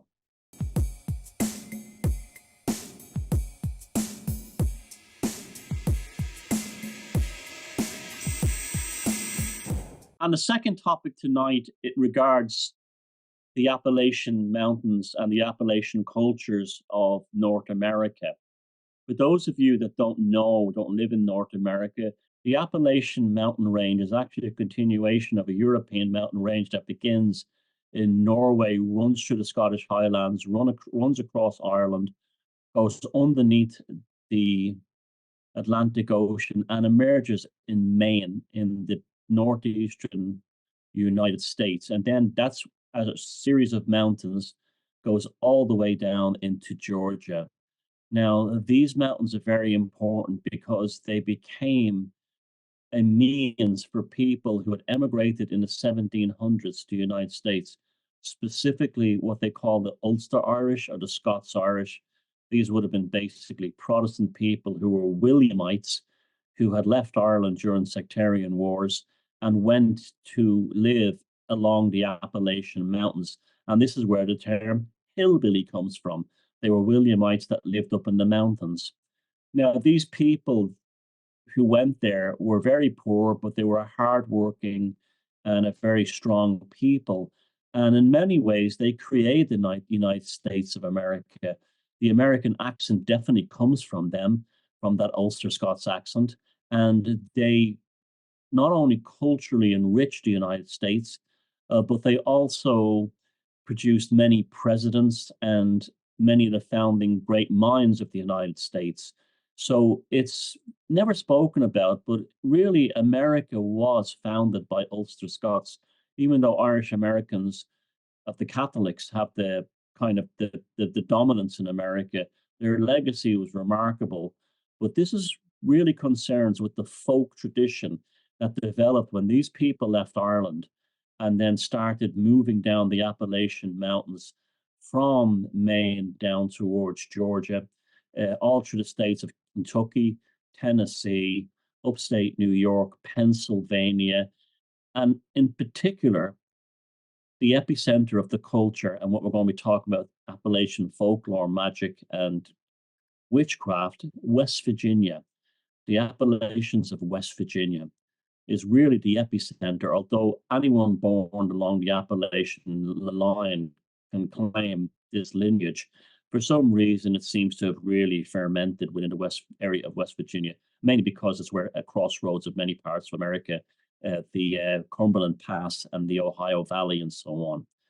Now, these people brought with them from Ireland the Ulster folklore and the witchcraft, the witching, but it distillated into something else along the Appalachians because they were encountering a new environmental and geographic reality and different plants and different animals.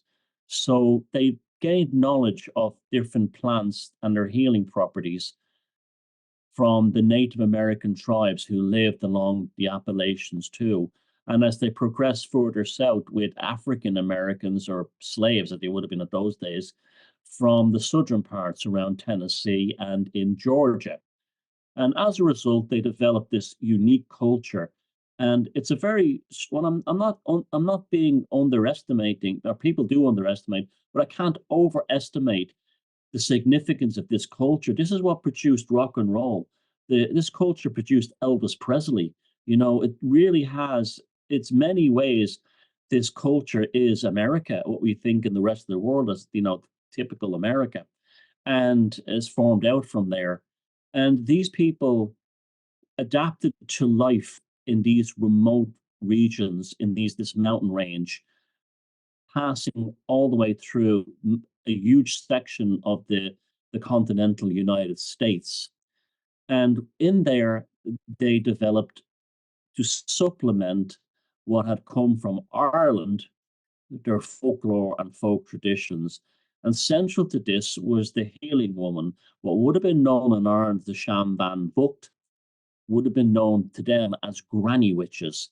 And just like in typical of both not only Ireland, but also England, Scotland, and Wales, Cornwall, the older women were generally entrusted with being the healers in the society. So they were very much involved in things like midwifery, herbalism, cures, and this kind of thing. Now, this tended to dominate the Appalachian culture for the simple reason that these people tended to be strict Presbyterians. So therefore, they would be closer to the kind of Old Testament thing of witchcraft being a prohibition, an awful thing. And it's had a terrible legacy today, which I'll explain later on the show, that people in this part of the world will be familiar with.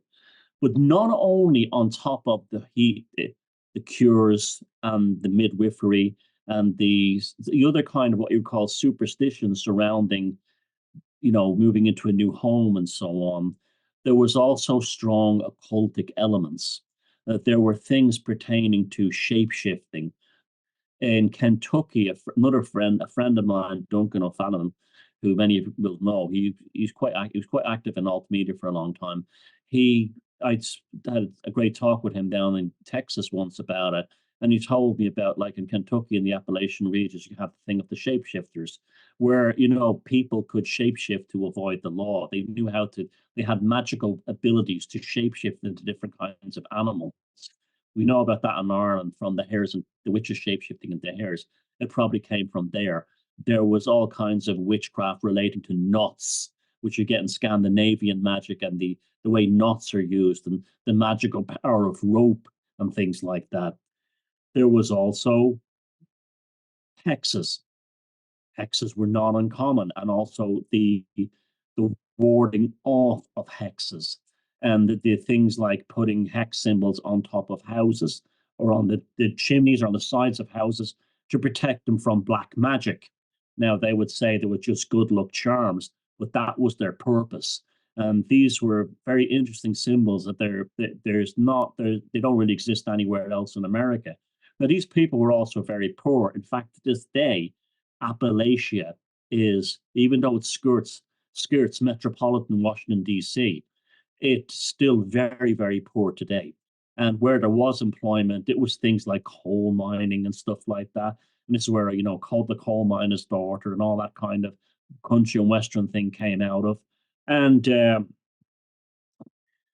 lots of folk music, tremendous amounts of incredible folk music, everything from the Everly Brothers to, these beautiful songs, that they had in those places, the banks of the Ohio, and all this beautiful American folk music, all distillated within this culture of sorcery and magic.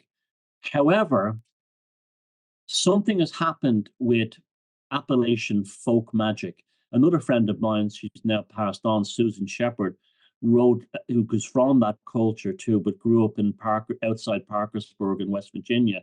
And she wrote some very good books and told me a lot of good things about her life there, and very much to do with their versions of the Banshee. The Banshee was brought, of course, from Ireland to see spiritual archetypes that traveled, and the Banshee was central to many of the things there. Also, part of this Fortean folklore was very much the Mothman, the Ohio Valley. So it's right in the middle of that epicenter. And there's other things too, the usual things like Thunderbirds, that the Native American peoples, and all kinds of other high strangeness associated with mountain regions, of course, Bigfoot type entities and stuff like that. But in recent years, a certain element, and we know about this in Europe, has crept in and has damaged. And there's quite a lot of people of traditional Appalachian background that are annoyed about this. And that's Wiccans. The Wiccans have taken over the Appalachian magic thing. They're basically upper middle class people who live in metropolitan Washington, D.C., and they're not actually from Appalachia, but they'll make up stories like, oh, my family were from, just outside Parkersburg, or they were from like, just in the mountains behind Wheeling, West Virginia, or something like this, or down around, the Tennessee Smoky Mountains area. That's another very hot spot as well, the Smoky Mountains area which is also the Appalachian thing. I've been there myself, fantastic, absolutely full of energies and everything. And so the Wiccans have kind of taken over this, and they've discounted all the dark stuff. They won't talk about the possessions. They won't talk about the witch markings. They won't talk about the shape shifting, the curses and the hexes. It's all purely cures with them, but they're doing things like bringing in pentagrams and saying that pentagrams were part of Appalachian magic. They absolutely were not. They would have been considered like really bad for these people, especially even today, in terms of their belief system and so on. We have this problem also. So it's interesting what's going on there. The real stuff is being diluted into the Wiccan kind of aspects of it, and it's fallen. It does quite a lot of books on it and stuff like that. But it's in everyday practice. It's not just dying away. Something much worse is happening. It's becoming Wicca, and they're now trying to make out that Wicca is the Appalachian folk magic and so on. And these granny witches, many of them would have been devout Christians, very much so, very much so, but also would have practiced magic. What they would have done, it would have been, they would have brought the culture of Ireland. Ireland is a country where even Protestants would have practiced magic. And they would have brought that to the Americas, where, say, if they had come from Germany or Scotland, it probably would have been very, very considered very, very no. But the Appalachian thing is enormous. The whole thing is not only witchcraft, granny witches, and magic, cures, folklore. It goes into things like interesting designs that are put on quilts to protect children in their cribs. Lots of kind of talismanic kind of things that even go down to metalworking and so on. And these people had to be, tough to survive this environment.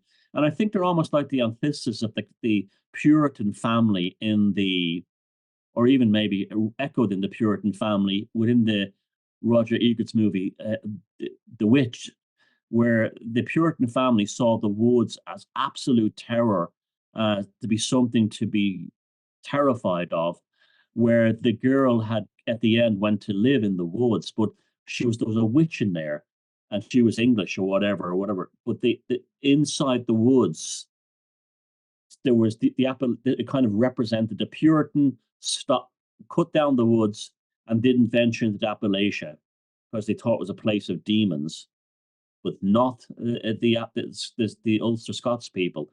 They went in there and they brought their culture with them and created something new, and in many ways conquered America in their own kind of way. So, which shows that magic worked, even though today they're quite poor. It is the poorest part of America, even to this day, and always was. And so that's Appalachia folk magic and witchcraft, and it's a big subject. It covers lots of things, even right down to UFOs, and you look, and so many other things like that, and lots of cryptid stories that we couldn't even have time to get into individually. But it's something even Americans don't fully appreciate, which I think is a great tragedy. because they will look to Ireland or Scotland or England for their folk traditions and magic and stuff, and they have it in their own range of mountains stretching from Maine down into Georgia, Appalachia. So, Sarah, do you have any interest in Appalachia? Well, I think it's fascinating how the settlers each brought their own folk beliefs and magic practices from their own home countries and then mixed it with the indigenous traditions.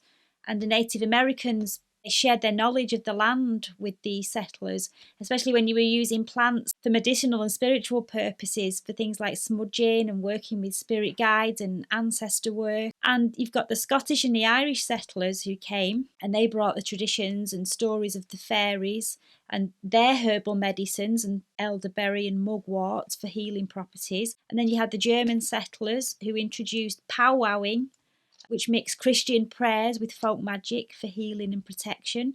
And the English settlers brought their stuff with them, charms and superstitions and things like using a horseshoe and four-leaf clovers. Even the enslaved Africans brought their spiritual practices to this whole massive melting pot. I really like that this whole way of life is a type of folk Christianity. Yeah, it reminds me of, do you remember we did an early Hocus Pocus on the Pine Barrens in New Jersey? And they spoke with the Pineys, and they were English settlers who went into the pines and developed this incredible culture. It's very similar to that. It's one of these microcultures in America that revolve around this coming from the old world, going into a place that's completely alien, picking up the secrets of the Native Americans and adopting even some of their folklore and belief packages, and bringing it into gestation. And these people are very honest and they don't lie to you. They're very direct, and they're very there was in the Civil War of America, there was a thing called the Rebel Yell on the Confederate side, and that was an incantation that the Scotch Irish had in Appalachia to ward off demons. It was a kind of like similar to the Laughing Ghost chant in Buddhism, and that entered into the Confederate Army as the Rebel Yell, and this kind of thing, and the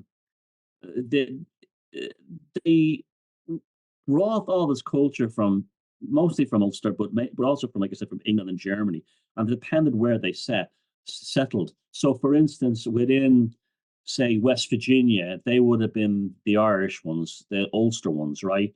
The downs more south would have been the English ones in Georgia and Tennessee, and Scottish, and then in the Pennsylvania, New Jersey, and up into upstate New York, they would have been the German ones. So they each had a little segment along the thing, and the folklore changes. So, like in Pennsylvania, they have a completely different form of magic in the Appalachian areas than they do down in West Virginia. Although it's like these Appalachian mountains did something to these people. It's like there's something in those mountains. I'm not surprised. The old joke was that it was people in Appalachia who always saw aliens, the redneck who saw the aliens, and it was that Jeff Foxworthy famous joke where he says, you map, you might be a redneck series of jokes he does, and one he says is, if more members of your family have been abducted by aliens than have attended college, you just might be a redneck, this kind of thing. And that's a very deep thing when you think about it. What these people were having were experiences with the fairies, because we all, I think it's very much a belief on Hocus Pocus. Well, I am anyway. I know you share it with me, that the alien thing is really just another part of the fairy folklore thing. So it does not surprise me at all that these woodland areas not only had the banshees, not only had shapeshifters, but also had their own fairy traditions, and it would have been little green men, even the term little green men. What does that suggest? Leprechauns and all these kinds of other things. So, it's amazing that those mountains are like a cauldron that amplified the folk beliefs that maybe a lot of them were forgotten in Europe or in modern Europe, and kept them alive, almost like an incubator. And they have the Mothman things there. There's all kinds of things. It never ends. And lots of stories of strange events in the mountains. Isn't what you call the Blair Witch set there, the story set there in that part of the world. And it all has its own vibe. I've been to a lot of it.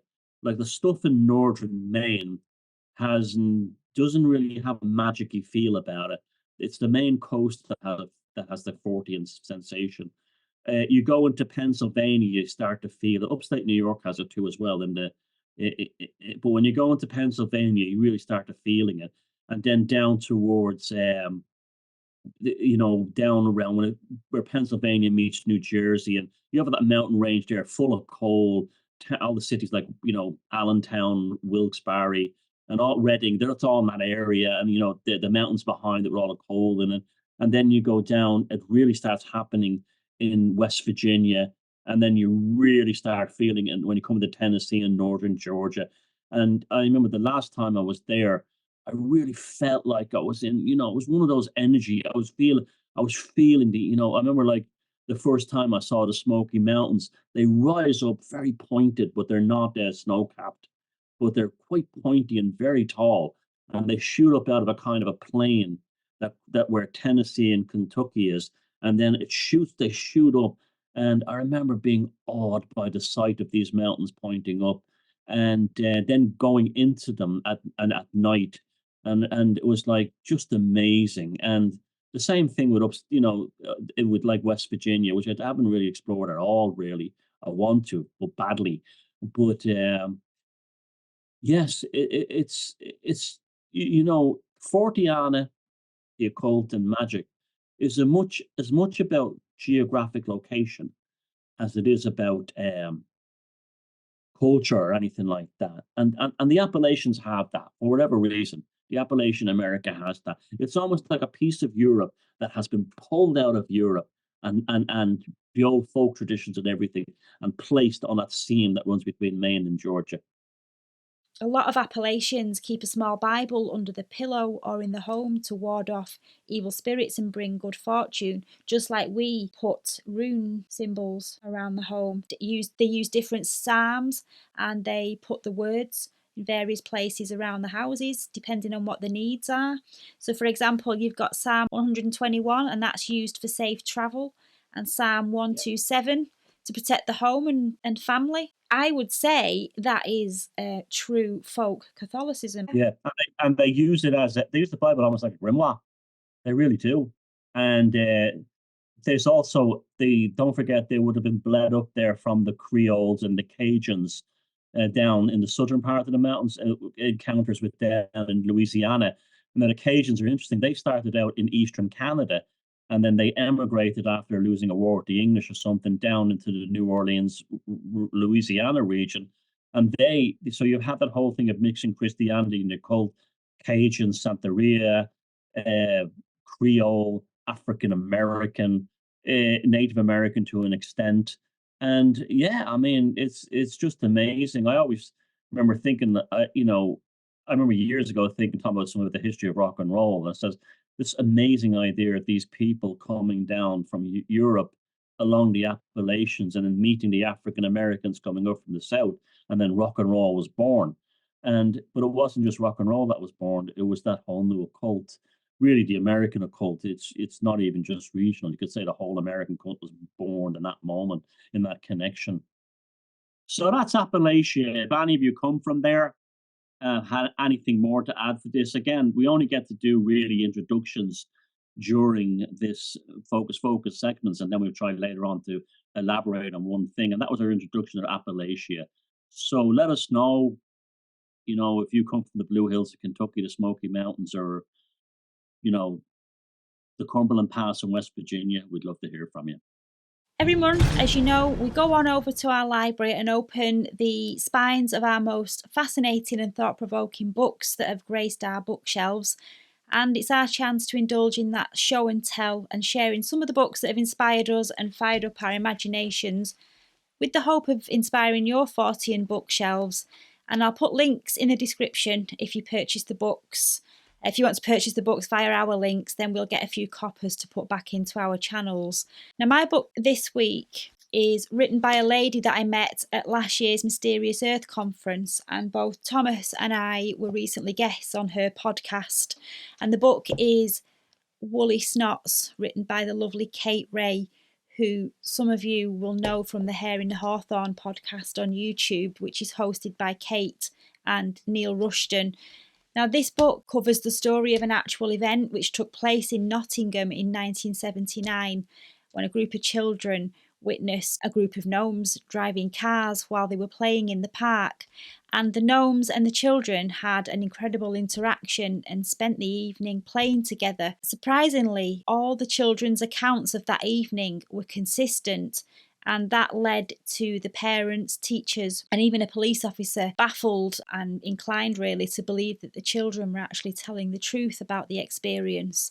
Now, this book and this story is told from the gnomes' perspective, and you learn there's a build-up to the incident, and you learn about the gnomes' way of life and how they confront threats to their habitat, and how they realise that they're not actually invisible to certain types of humans. And the book also tells the story of the relationship with gnomes, the relationship that they used to have with humans in ancient times. Human greed and tax issues led the Gnome King to make them invisible to humans, and for him to establish a law prohibiting any further interaction with humans.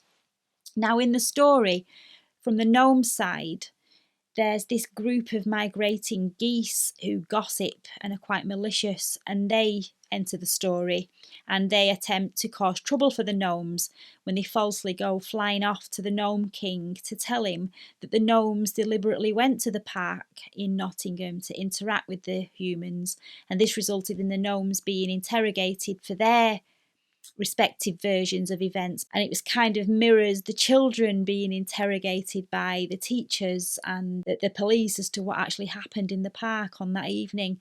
And it's a really beautifully written and magical story that gives a really unique perspective on the well-known case of the Woollerton gnomes. And I didn't want to put it down, and I read it actually in 2 sittings, and it's highly recommended. And in fact, this book is one of the books that actually inspired tonight's Psychic Hygiene. And if you haven't already checked out Hair in the Hawthorn on YouTube, then please do pop over there and have a look after tonight's show, and I'll put the link to the channel in the description box. It's a very clever, ingenious way of telling the story. It's also very enchanting. I love the use of language, the way she weaves sentences into. I think she's a school teacher. She was. You can tell. And it's. I was when I was reading the book, I was saying this is like a great movie. What this if Disney was a normal company, this would be a fantastic thing for them to do. I guess it follows in that kind of English folk tradition, the Tolkien kind of thing of seeing things from like the hobbits, but this time from the gnomes. That scene with that part of the interrogation by the Gnome King was genius, I thought.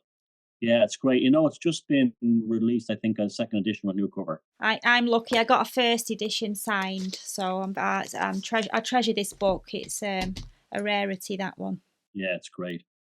And it's one kids can read as well. My book is someone you hear me speak about a lot on this show since it's been broadcast in the last 2 years or so. And it's Ancient Mysteries, Modern Visions, The Magnetic Life of Agriculture by Philip S. Callahan, one of my megalithic heroes, I'd actually say. Philip S. Callahan was an American military scientist who was stationed in Northern Ireland in World War II. And his job was to develop some kind of secret radio system for D-Day. When D-Day happened, he had nothing left to do. So with all the equipment he had and his team, they started visiting the ancient sites around Ireland, north and south, and doing experiments on them. And it led to his theory of that the megaliths, and in particular the round towers of Ireland and in other countries such as Tibet, were actually used to condition the soil for agriculture using something called paramagnetic and diamagnetic energy, which is extracted from the air. And this is what his whole thesis was.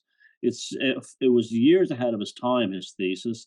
And the book is a very good read with lots of his own sort of like hands-on experiments in graphic style like schematics as well as photographs explaining how this one here shows how the sun takes the diamagnetic or paramagnetic energy from the sun and then converts it into the soil that helps the plants to grow. But they're also fed in by diamagnetic energy from nearby mountains and things like this. And he shows these things, and he brings it into Egyptian folklore, the Book of the Dead, and the Tibetan Book of the Dead, and he talks about how similar the pyramids in Egypt with during the agricultural flooding of the Nile Delta, and that played a part in it. But his main thing, this thing about Fortean thing that's all the rage now about they took electrical energy from the sky and powered cities. He kind of agrees with that, but it wasn't electrical; it was paramagnetic and diamagnetic energy, and it could have been brought down in church spires and used to grow plants and condition the soil. But his main thing was this famous graphic of the round towers of Ireland and why they're shaped the way they are with those internal walls, and how that was part of the legacy that I really like his artwork. He's quite a good artist. The legacy that came from the ancient megaliths, and he even applies it not only to round towers but things like these are called Irish tower houses. They're quite unique in Ireland. They're a castle that's built like a tower, and they're quite different than the normal ones. And some of them are huge Irish tower houses. And he talked about Clonmacnoise and all this and why the holes. And I disagree with him on when this stuff was done. He firmly believes that the towers were all built in the Middle Ages. I believe they were much, much older. They were probably late Iron Age. But it's a great read. He was a huge influence on me to learning how to understand megaliths, and they might have another purpose beyond astrology or astronomy or seasonal things or religious things, but also as a form of technology to condition the soil. So ancient mysteries, modern visions, the magnetic life of agriculture by the late great Philip S. Callahan. When he talks about the church spires bringing the energy down to help grow the crops, does he go into the purpose of obelisks and things like that? Not really, not in depth, but he does hint at it. Yeah, it's the same kind of thing. A large stone object of a particular stones like granite are able to extract paramagnetic and diamagnetic energy out of the sky, and the sun actually is what makes it happen. So basically, yeah, I mean, it wouldn't be surprised me if that was there as well. But he does talk about the obelisks too as well. But his main thing is like the towers that have been specifically built for just this purpose. But yeah, it's and also there was a famous he doesn't cover in his book. I do in my book, The Druid Code.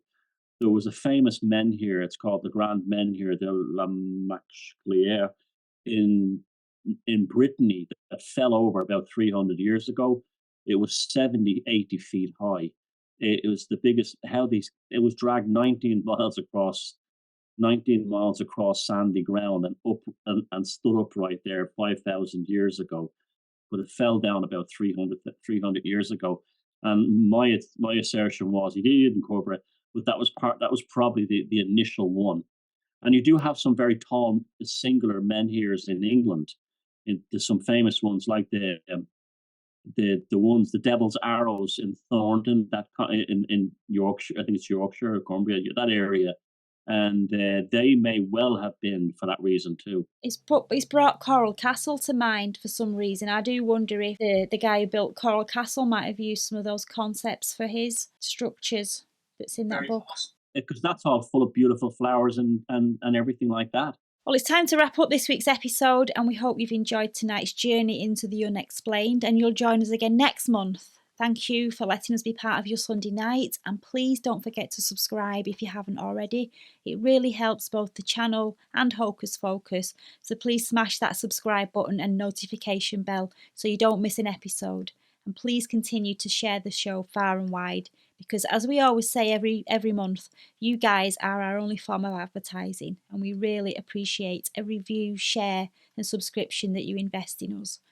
And don't forget, our new book is pre-released on the 7th of September at the Mysterious Earth weekend, where we'll be signing copies before they go on sale to the general public on the 9th of September. It's a wonderful weekend, and there's a link in the description with more information about the weekend and ticket booking if you want to purchase some Hocus Focus official merchandise. Then the link to that is also in the description, and there's some high quality heavy cotton t-shirts, sweatshirts, hoodies, mugs, and we've even got dog bandanas on there as well, so please do go take a look at that. I echo all that and more, and don't forget to light up the comments section with your personal stories, suggestions, and anything you want to add regarding the topics tonight or future topics you want to talk about. Speaking of predicting the future, maybe, here comes Sarah with the tarot. And what is the card this week, Sarah? It's a lovely card this month. It's the 9 of Pentacles. And it's a card showing a woman standing very proudly in her vineyard, and she has a glow of fulfillment and confidence, and her gaze is just fixated on this bountiful garden that she herself has carefully nurtured over time. And this is the lady of the house, and she's got a protective hand over one of her 9 coins, and that symbolises not just her careful guardianship, but also her deep pride in her hard-earned achievements. And she's got a hooded bird perched on her left gloved hand, and it's a symbol of her regality and refinement and wealth. And the hood on the bird is a sign of modesty, which is emphasising her reluctance to flaunt her status or wealth. So she's quite humble. And that's further supported by the distribution of 6 coins on one side of the card and 3 coins on the other. And that shows her prudent financial management and ability to maintain stability by living within her means. Now, the vineyard is full of grapes, and that, as I said, shows her dedication to hard work. The clothing, the red hat, the red trim, and the inside of the tunic symbolises passion and energy for her pursuits and the prosperity that she gets from them all.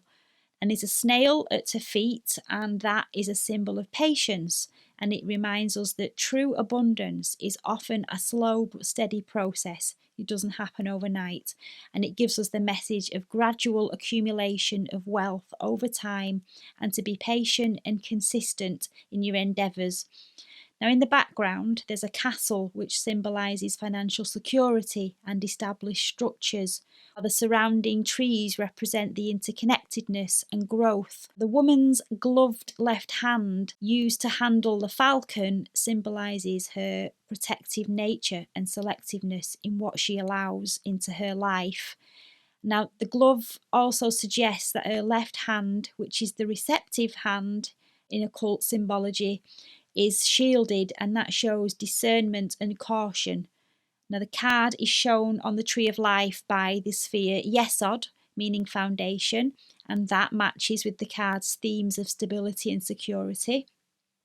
The planet Venus is printed on the tunic, and that is the card's astrological association of Venus in Virgo, symbolising love, beauty, and abundance. Number 9 represents completion and fulfillment. That shows the harmonious balance of 3 threes, mind, body, and spirit, as well as the stages of womanhood, being that of mother, maiden, and crone. In divinatory readings, the 9 of Pentacles is all about financial stability, a sense of safety and pride in one's home and achievements. And you might consider decorating the home, and you can look forward to the luxury of surrounding yourself with beloved material possessions that you've worked hard towards. And it can signify a promotion that you've been working hard towards, finally coming to fruition and paying off, appreciating the fruits of your labour. Your goal has been realised through hard work and dedication, and it's now time to sit back with a cup of tea and appreciate what you've accumulated due to your hard work. Now, the card can also represent a generous, independent woman in your life who's well balanced and who enjoys the rewards of hard work, that you should consider taking inspiration to be more patient when working towards your own goals. It is a lovely card, and your description and analysis was just as lovely. Thank you for that. And good night, Sarah, and good night, everyone else, and see you next time. Good night, everybody.